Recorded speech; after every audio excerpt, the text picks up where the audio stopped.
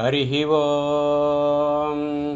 गणानां त्वा गणपतिं हवामहे कविं कवीनामुपमस्रवस्तवं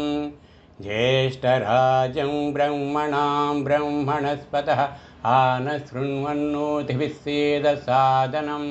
ॐ श्रीमहागणाधिपतये नमः। ॐ श्रीगुरुभ्यो नमः। हरिः ओम् हिरण्यवर्णां हरिणीं सुवर्णरजसस्रजां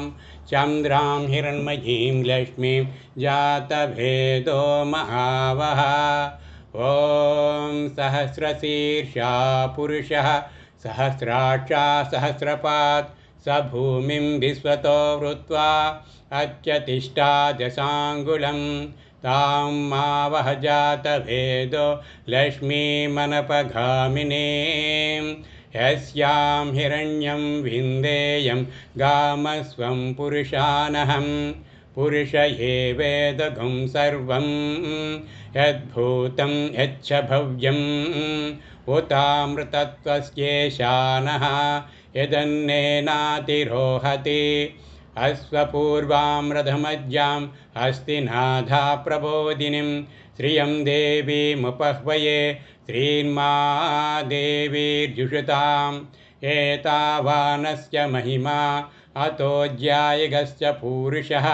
पादोऽस्या विश्वा भूतानि त्रिपादस्यामृतं दिवि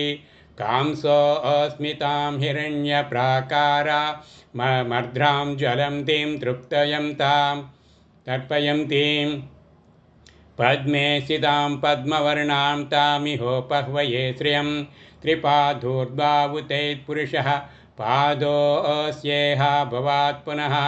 ततो विश्वं यक्रामत् शासनानसने अभि चन्द्रां प्रभासं यशसा ज्वलन्तीं श्रियं लोके देवजुष्टामुदारं तां पद्मिनीमिं शरणम् अहं प्रपद्ये लक्ष्मीं येन स्यतां त्वां वृणे तस्माद्विराडजायत विराजो अधिपूरुषः स जातो अच्छरिचदा पश्चाद्भूमिमदो पुरः आदित्यवर्णे तपसोऽधिजातो वनस्पतिस्तव वृक्षोदबिल्वः तस्य फलानि तपसा नुदन्तु मायान्तरायश्च बाह्य अलक्ष्मीः यत्पुरुषेण हविषा देवा यज्ञमतन्वत वसन्तो अस्यासीदाज्यं ग्रीष्मयित्मा शरद्दविः उपैतु मां देवसखः कीर्तिश्च मणिना सह प्रातुर्भूतोऽस्मि राष्ट्मेऽस्मिन् कीर्तिं वृद्धिं ददातु मे सप्तास्यासन् परियः त्रिः सप्तासमिधकृताः देवा यज्ञं तन्वानः अभद्मपुरुषं पसं श्रुत्पिपासामलां ज्येष्ठामलस्मीं नाशयाम्यहम् अभूतिं समृद्धिं चां सर्वां निनुद मे गृहात् तं यज्ञं वर्षि प्रोक्षन् पुरुषं जातमकृतः तेन देवाज अयजन्त साध्यारुषच्चये